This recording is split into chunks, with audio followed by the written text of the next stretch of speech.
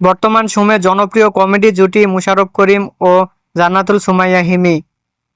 দিন দিন বাংলা নাটকের জনপ্রিয়তা বেড়েই চলেছে। সেই ধারাবাহিকতায় আবারও নতুন নাটক নিয়ে হাজির হয়েছেন জনপ্রিয় এই জুটি। নাটকটির নাম সুবিধাবাদী। এই নাটকটিতে অভিনয় করেছেন বর্তমান সময়ের আলোচিত অভিনেতা মোশাররফ করিম ও আলোচিত অভিনেত্রী হিমি। এই নাটকটি রচনা ও পরিচালনা করেন মহিন খান।